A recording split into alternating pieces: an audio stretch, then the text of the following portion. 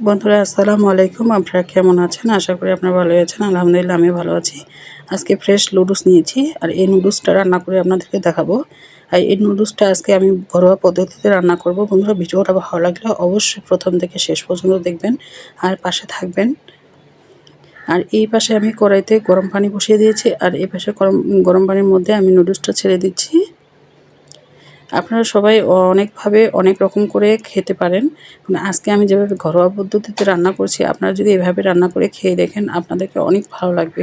সামান্য একটু মাংস থাকলে আর সামান্য 2টা ডিম থাকলে খুব সুন্দর করে রান্না করে খাওয়া যায়।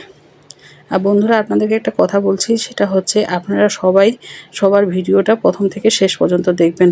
তাহলে আমরা সামনে এগিয়ে যেতে পারবো, না হলে আমরা সামনে এগিয়ে কখনোই যেতে পারবো না। তাই আসুন আমরা সবারই ভিডিওগুলো সম্পূর্ণ শেষ করি। আর এখানে আমি 2টা ডিম দিয়েছি আর 2টা ডিমের মধ্যে একটু লবণ দিয়ে ভালো করে ফেটিয়ে নিচ্ছি। আর এভাবে ডিমটা গুঁড়া করে নিব এবং ভেজে নেব। আর যখন এভাবে ভেজে নেবেন তখন কিন্তু খেতে কিন্তু ভালোই লাগবে। আর এটা আমি নুডলস রান্না করে শেষেই দিব। আর দিচ্ছি কাঁচামরিচ কুচি, পেঁয়াজ কুচি আর কাঁচামরিচ কুচি ভালো করে একটু লাল লাল করে ভেজে নেব। এখানে আমি মুরগির মাংসটা যে রেখেছি ছোট ছোট করে কেটে রেখেছি সেগুলোও দিয়ে দিব।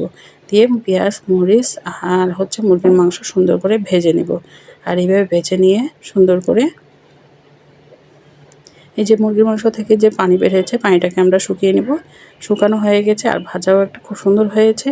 এর মধ্যে এখন আমি বাকি উপকরণ দেব। সামান্য একটু লবণ দিচ্ছি, বেশি লবণ দেব না কারণ মশলার মধ্যে লবণ থাকি। সামান্য একটু লবণ দেবো আর সামান্য একটু হলুদ দেবো। আপনারা অনেকে দেন সয়া সস, মানে আরও টমেটো সস, চিলি সস, এগুলো কিছুই দেওয়ার দরকার নেই। যারা ঘরোয়া পদ্ধতিতে রান্না করবেন তারা এভাবে রান্না করবেন, খেতে কিন্তু অনেক ভালো লাগবে। আমি শেষে দিয়েছি মুরগির মাংসের মধ্যে একটু আদা রসুন দিয়ে ভালো করে মুরগির মাংসটাকে আরও ভেজে নিচ্ছি। ভেজে নেওয়ার পরে এখন আমি নুডলসটাকে দিয়ে দিচ্ছি আর দিয়ে ভালো করে আমি ভেজে নিব। আর এইভাবে যখন নুডলসটা ভেজে নিব তখন কিন্তু একদম কি সুন্দর একটা কালার চলে আসবে। আর এই কালার দেখেই নুডলসটা খেতে ইচ্ছা করবে। আমরা ঘরোয়াভাবে যেভাবে রান্না করি, আমি বাচ্চাদেরকে কোনো বাইরে tomato sauce, soya sauce, chilli sauce এগুলো কোনো কিছুই দেবো না, যেহেতু বাচ্চারা খাবে। তাতে ঘরোয়া পদ্ধতিতেভাবেই আমি এই নুডলসটা রান্না করছি।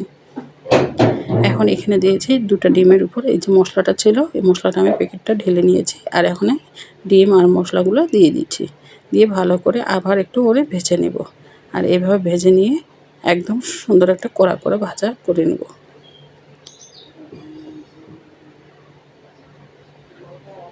সুন্দর একটা ভাজা হয়ে গেছে। এখন আমি বন্ধু পরিবেশন করে নেব। আমরা সবাই সবার বন্ধু, আমি যখন বন্ধু বলছি আপনারা কিছু মনে করবেন না। এই যে আমি ঢেলে পরিবেশন করে নিয়েছি।